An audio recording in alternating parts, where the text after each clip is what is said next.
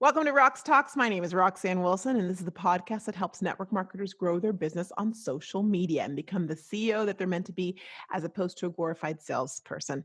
So, today we're going to talk about, well, I got a question for you. How do you know if the social media thing is really working for you? Is it a question perhaps that you've asked yourself? Maybe it's the gremlins that you're feeling that inside your head, or perhaps it's even what your spouse is asking you, what your upline is asking you, all of those things. Well, we're going to dive into how you can know and what you can do about it. We'll be right back.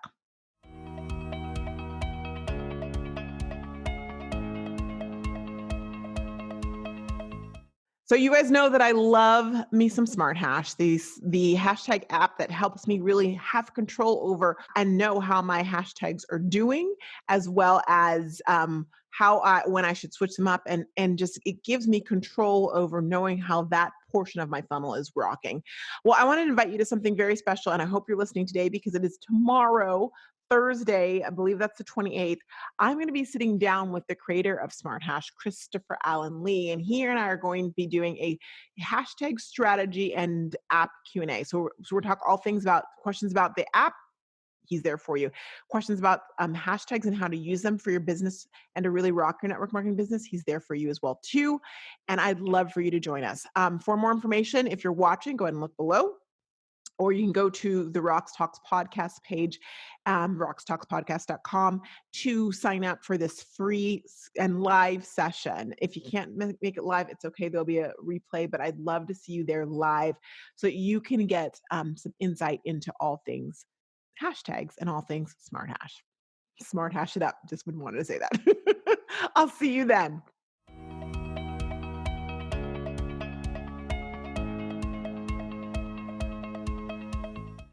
So I asked you a question at the top, and I wanted to know if you've ever asked yourself, is this social media thing working? Or maybe someone in your circle, whether it's your husband or your upline, skeptically asked you that question, which probably causes you to feel the anxiety of, oh my gosh, oh my gosh, oh my gosh. And you're sitting here going, is this working? Is this new method working? Right? The spammy Tammy method had some results, maybe even immediately, even though they petered out because you turned so many people off. You did get some people you were able to turn on, right? And that's, listen, you to this day when you check your mail, right, your actual physical mail, you get the postcards. Why? Because the postcards, while most people throw them out because they're spammy, some people, if it catches your eye, there is some traction to it. I get it. But if you've made this change to looking at your business like as a CEO and really making it around your brand, really making it around your target market and creating that funnel as such, what I teach is Instagram sales journey, you might be asking yourself, how do I know if it's working? Or Roxanne, I think I'm doing it, but I don't know if I'm doing it right. Or Roxanne, I did it and I think I made it through all the steps and I'm not on a trip to the south of France. What the heck? Well, you wouldn't want to be anyway right now, but okay. What the heck is, you need to do your metrics and see what the heck is, we got to figure it out. If it's not working for you, or if you feel like it's not working, there's a couple things you need to do. First of all, you need to set your intentions and your expectations to the correct, the correct place on the radio dial. What do I mean by that? Well, I don't care what you're doing. Do you really? It's not a magic pill, right? So we're talking about sustainability. If you're sitting there going, I want to get in a certain place within a certain amount of time, and maybe like, I want to get to the top of my company um, within 6 months or within a year, and you're like, I'm not there yet, Roxanne. Why not? Well, then I have to ask you, is that really a realistic expectation? And if so, if it is, because I believe in dreams and I believe in succeeding, are you actually putting in what you needed to put in to make that happen? That's another part of it, right? Just saying you want it, but did you believe it was going to happen, and did you work towards it? But I'm going to put that aside for a second. Let's pretend you're not doing I expected to make $1 million in 5 days. Why haven't I? Okay. what I want you to realize, and something that I do on a daily, and my success partners do as well, on a daily basis, but more so on a monthly basis, is you have to check your metrics. You've got to see what's working. It is progress over perfection, which means that you know that it's always evolving, right? It means that if you are creating a step, if you've set up your Instagram and you've got it up and is looking, what word you probably use? It looks pretty good. I'm ready to move on to the next step. Awesome. That's great. But pretty good means that there may be some kinks. Doesn't mean you don't go on to step two, but at some point you've got to go back and look at step one with what you know. And as you grow and go, do I need to work on that? Is that a spot where there might be a leak in the bucket? There's a hole in the bucket, dear Liza. You have to ask yourself if there's holes in the bucket. And if there's holes in the bucket, you've got to fill those holes before you can really evaluate if something's working. I want to give you an example for you. One of my clients in one of my community members, I should say, reached out and said, Roxanne, I created my lead gen and I know her lead gen rocks the Casbah. The content on it and how it's going to help people is fantastic. And she said, I put it out there and I haven't gotten anyone who signed up for it. So should I scrap it and move on to the lead gen number 2 that I've been thinking about doing? And I turned it back on her and I said, well, let's first look at it. Okay. And before I did that, I asked myself, I'm like, okay, I know she finished the lead gen like a few weeks ago, 2 weeks ago. Okay. Cause I want to do some assessment. I don't just give you just a blanket, whatever. So I said, I have a couple questions for you. First and foremost, how long have you been promoting it? Secondly, how have you been promoting it? And like detailed, like how have you been promoting it? And on those promotions that you've done, how have those posts and things been doing? And have you done all the posts? And let me pause that for a second before we go into that more, and let me give you an example that's going on right now. So, as you know, movie theaters basically closed for the last 60 some days. And as a result, movie premieres have been canceled or postponed. Scott and I were looking at the list just yesterday. So, for example, Maverick, the new Top Gun movie, is delayed till December like 23rd, 24th. The first one that was postponed was Bond, and Bond moved from, it was supposed to be April, and now I think it's like in November. Fast and Furious number 55 has postponed itself to almost a year. It was like May, it was supposed to come out. It's not going to come out until April of next year, and so on and so forth. Now, in contrast, there's some movies who've decided we're just going to go straight to streaming and just make it available on every streaming platform, and still release the movie. Now, question for you. What would make someone decide to do the streaming option or do we're going to hold off and do our full promotion option? You're probably saying what they want to get out of it, like how much they think they're going to get out of it. And is it worth it monetarily to hold off and get that big bang? So my next question for you is, do you think that Maverick, who's waiting till December, is probably going to get better numbers than a movie than Maverick if they decided to stream? And the obvious question is obviously, Roxanne, right? Because the time and the effort and the promotion they're going to be putting behind that is such that it's going to, and the money is going to pay off. Now, let me just pause because I mentioned money. This is not a topic like these metrics and this promotion can be done without money. In fact, I encourage you guys to promote things like lead gens without money first to see if it's viable before you put some money behind it. Okay, so now let's get back to the lead gen. Lead gen, I you did a story announcing the lead gen, perhaps you did a post. My question to you would be like, how much did you do? And I feel coming on that I need to like make an actual, this is your launch. I've got a launch plan, but I think I want to do something, maybe even a course on how to properly launch a lead gen, but more so maybe even one on metrics, because we all know that if you post something, whether it be a story or you're posting something, a static post, only a certain minute percentage of your audience is going to see it. So if you're doing something, like you've got a new announcement, like you've got a lead gen, how many times do you think you have to actually talk about it for it to stick? I do this and I test it in different ways on the regular, even for things I'm not actually trying to sell, just to see, is it still there? Oh, it's still there. Example I like to give you is that I have a greens drink, that I drink, and during the launch, I mean, it's the summit, I toasted with the green drink every single time I was live, the whole time. By the end, I had people ask me, what is that? What is that? Not at the beginning, but at the end, as people saw it over and over and over again, they wanted to know more about it. I had to do it over the course of a certain amount of time and be diligent about it. Same thing when you have a lead gen that you're putting out there. You have to ask yourself, did I promote it enough? You're going to ask yourself, did I promote it? Where did I promote it? How many times did I promote it? And then you actually want to go back, and hopefully by now I've convinced you to be a business or creator account on Instagram so you can actually see those metrics. How many people saw it? Because you can, if you posted something and you're like, okay, well, 10% of my audience saw it, and that was the one time I posted about it. Why am I expecting that based on 10% of my audience, I should have people who've opted into lead gen? The interesting thing is this: when your lead gen isn't generating anyone who signed up for it, it has really nothing to do with your lead gen. It has everything to do with your marketing. Everything. Why? Because they didn't even get a chance to read it to know if they liked it. It has everything to do with your marketing. So you have to ask yourself, did I market it enough? Did I market it everywhere? Did I do all the things, and how long did I do them for? I think a minimum 30 days, minimum.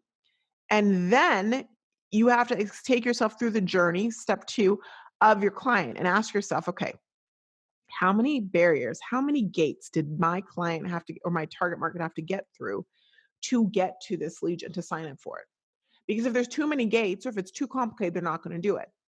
So it's one of the reasons that I recommend when you first do a lead gen, that's the only link that you have on your Instagram page. Don't use Milkshake or Linktree or your website, just the one thing, because you want to minimize the gates. Then you got to walk yourself personally through those gates and go, yeah, did that make sense? Did that make sense? And if you don't think you can be agnostic about it, then have someone you know can go through the gates. Look at your landing page.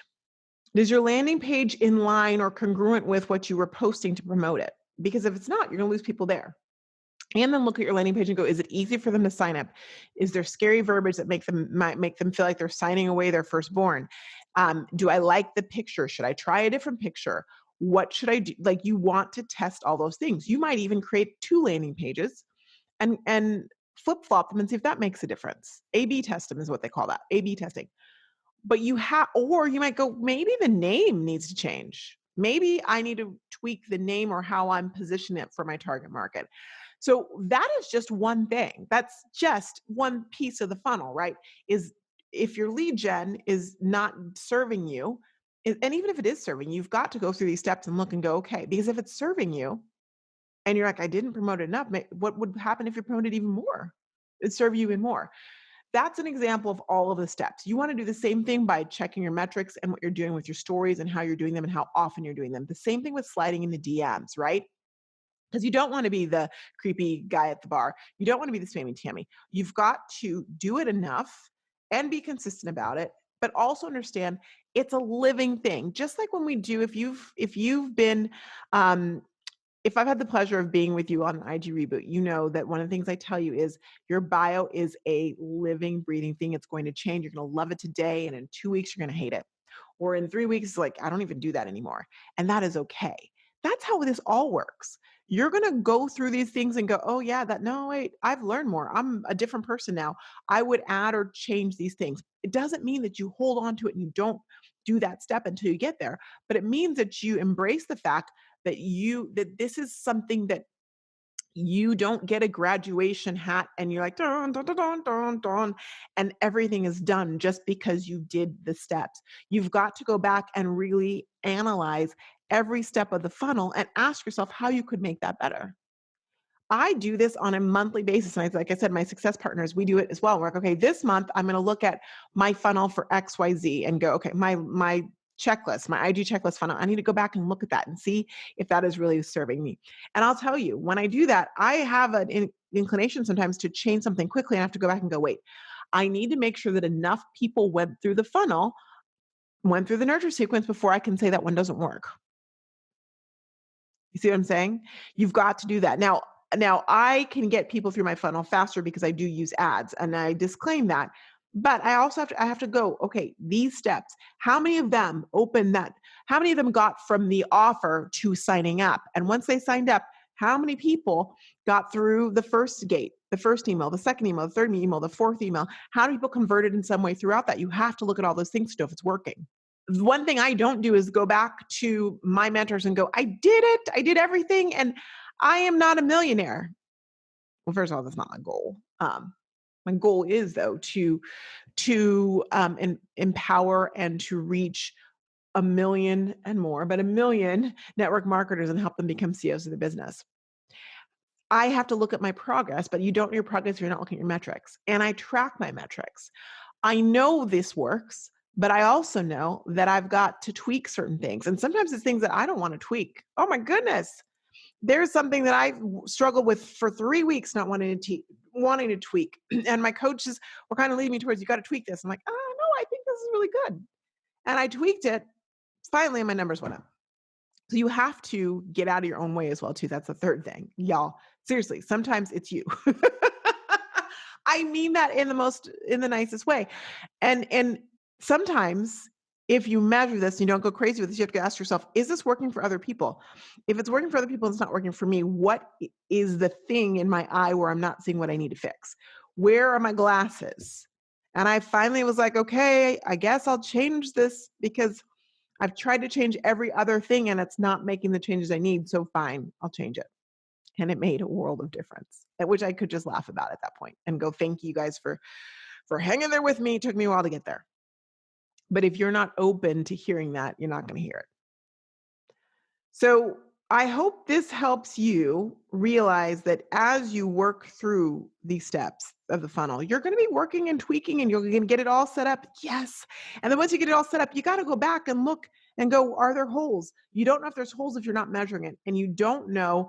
And you've got to ask yourself also, am I doing things consistently? Listen, when I don't post consistently on my social media, do I expect to lose followers? Absolutely. And do I? Absolutely.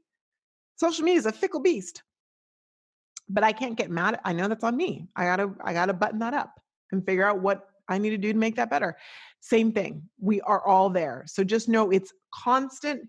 But the great thing is, as you're doing that, people are still coming through your funnel. People are still finding you. Your target market is finding you. You're just buttoning it up so it happens at a greater volume and it's more accurate. And when the people come in, they get an accurate representation. They're in thinking they're going to find you, and they do find you, which converts it all more. So is the social media thing working? Yes, it is. But like any marketing, it's something you have to constantly take a look at and tweak and perfect and hone. And trust me, you might look at myself and go, wait, you're still honing? Oh gosh, girl, I still honing? Yes. And that's how it works. That's being a CEO of your business. A business that stays stagnant and does the same old is not a business that grows. You know that. So you can't expect to create a funnel and sit there and go, oh. But I also don't need to throw out the baby with the bathwater. The lead gen might be amazing. It might be the marketing that needs help.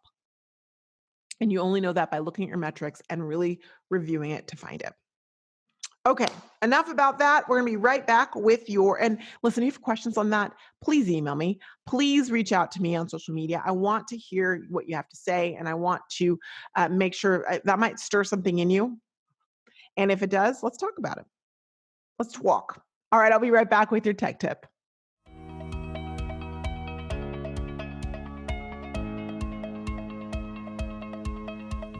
So as we're talking about metrics and measuring and knowing and realizing that we've got to really analyze all the steps, I wanted to tell you about something that helps me hone my processes, because sometimes it's processes, things fall through the cracks.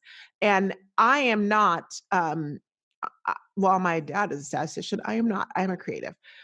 But I respect and understand and know the value of those things, of knowing your metrics and remembering that a metric isn't just a goal. A metric is the steps and the things that you're putting into place that you want to look at to see if it's growing and working.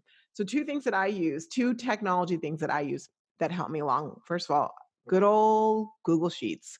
Love me some Google Sheets. And I have Google Sheets with the tabs and all the things where I can keep track of what is converting, what isn't converting, even like down to so on my programs and whatnot. And I love Kajabi, so they've got it all in there, but then I like to bring it in and combine that with some other things and take a look at it in different ways. And you can get really intricate or you can just make it basic. It's okay, but you want to be looking at that. I have a tab for my affiliate things in the sense of what I'm affiliates for.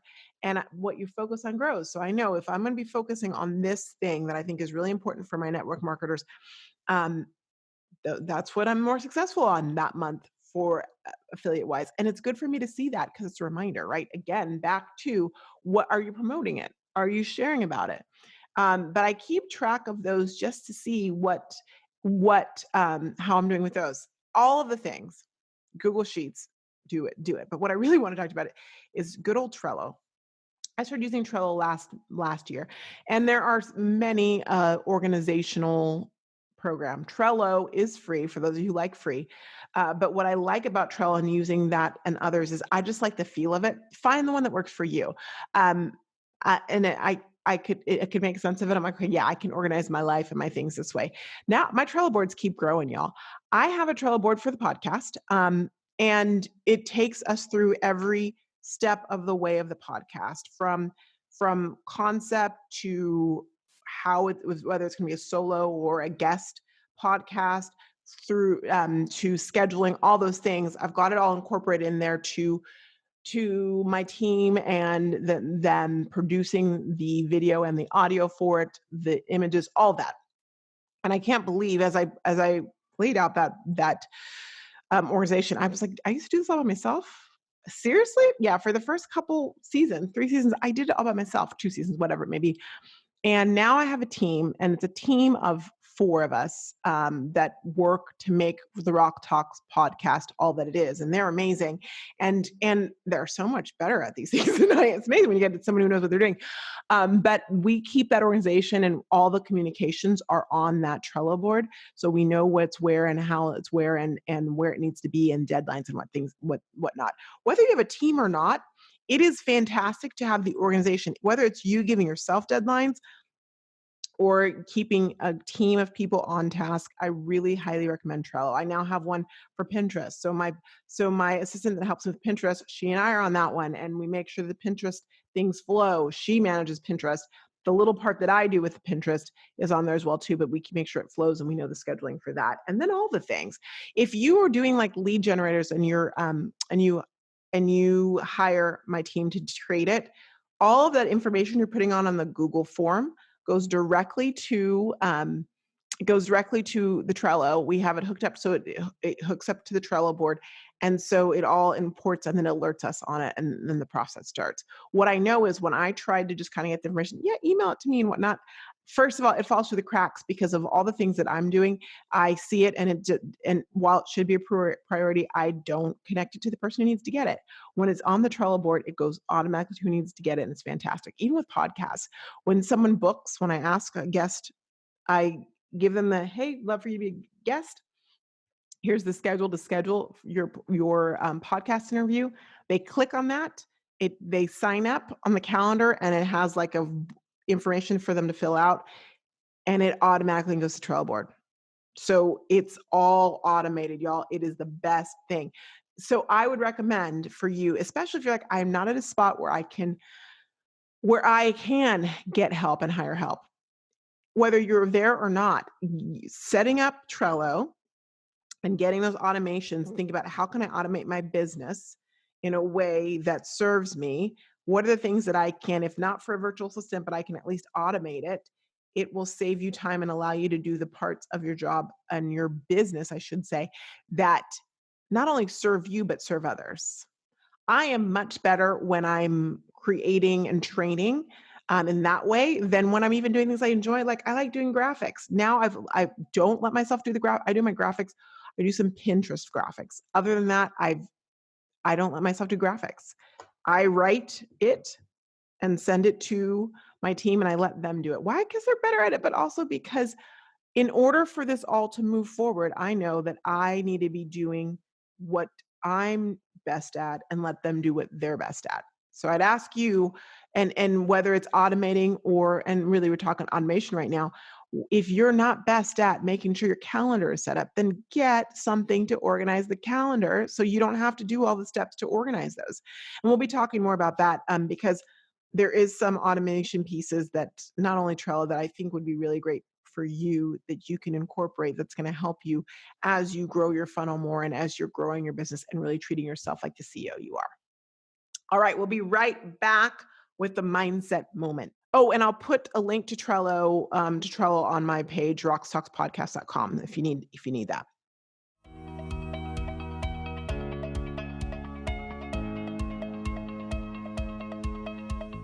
All right, I have a confession. We're recording this on day 63. So this is, you're going to be behind the scenes / mindset moment. Day 63. Now, day 61 for me of the lockdown, which if you remember, my first day of lockdown was my birthday, March 17th. Day 61 was hard. Yeah, I can't even say it was something major. Like, it was hard. I was at a 9. It was a bad day, not a sad day. I've had sad days. I've had loss or friends who've had loss during lockdown, and those are like sad, anguish days. It's like a bad day where I was just like in a crappy mood. And if you know anything about me, bad moods are not like my thing. They're not my thing. I wake up happy. Scott literally tells his dad, and his dad then tells me, she wakes up in a good mood all the time. She's never in a bad mood. I'm not a bad mood person. I just don't see the world that way. And so when I am, I'm like, "Ugh, what is your damage, Roxanne?" Heather's reference. And so I mean, I thought I woke up fine, but I will tell you, I've been working on this morning routine and I didn't get to do it fully the way I do it. I like to wake up and I have an hour of me time where I'm doing things that are serving where I am, things like reading the Bible and doing affirmations and just straight up quiet time and prayer and journaling. And I do that for about an hour every morning. And it's something that I started doing. My coach has me doing, and I like it. I like it a lot. And this day 61 was the first day where Scott had woken up and he was like, "What are you doing?" And I'm like, "I can't talk to you right now. I'm doing my thing. I'm doing my thing. What are you doing?" "I'll tell you later. I'm doing my thing." And so I may have let that, I take responsibility, like just kind of funk my day up a little bit. It was fine. But then, like, I got a package, y'all, and the package wasn't what was supposed to be in it, and I had to wait online for 2 hours to find out that they couldn't find it, and I was just like, and it's first world problems. Like, I have a roof over my head, I need to calm down. But, packages are big deals now because, like, you get something, it's like, "Oh, I got," anyway, doesn't matter. I just was in a funk, to the point where Scott was like, I think maybe if you have one of our special margaritas, you'll feel better," which I just thought was really sweet of him to try and make me feel better. I did have one, but I was still in a funk. And I finally said, "You know what, Roxanne? You know what you need? You need a good old fashioned timeout," which I don't even think I had when I was little. But I was like, I'm like, you know what? I'm going to go into the bedroom. I'm just going to put myself in timeout, not under the covers, on the bed. And I just was like, "Okay, you just lying there. You just lying there. It's okay. It's okay." Because I knew I was in a bad mood. On the Britney scale of moods, I was on a 9. I was ready to get the umbrella. And I'm like, I don't know why, but I'm really agitated about things. I tell you this because I'm going to guess that in the last 61, now 63 days, you've probably been, and it'll be even more days when you listen to this, you've probably been at a 9. And maybe you've given yourself a hard time for being at a 9, and maybe you didn't put yourself in timeout and you lashed out at someone at a 9. It's okay. You're human. We're going to have those moments. I would encourage you, though, to put yourself in timeout. It just feels kind of like I'm put myself in timeout. I love that because I'm like, you put yourself in timeout. I feel like I have a little wisdom and perspective, but I also know that in those moments where you just can't get out of the funk, sometimes you just need to put yourself in timeout and then go to bed. It works. Try it. Try it. And give yourself grace. It's okay. You are allowed to have a day that's not the best. And I reminded myself when I was in that funk, I'm like, well, I can't have a high without a low. No, let me say that differently. I don't know what a high truly feels like unless I've had a low. So fine, I've had this low. Check this off the box.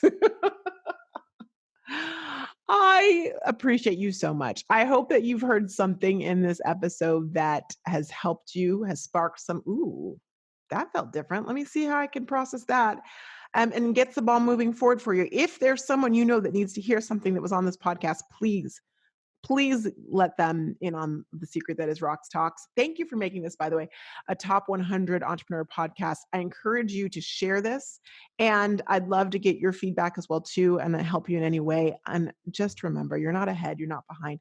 You're exactly where you need to be, wherever that is, and however that feels.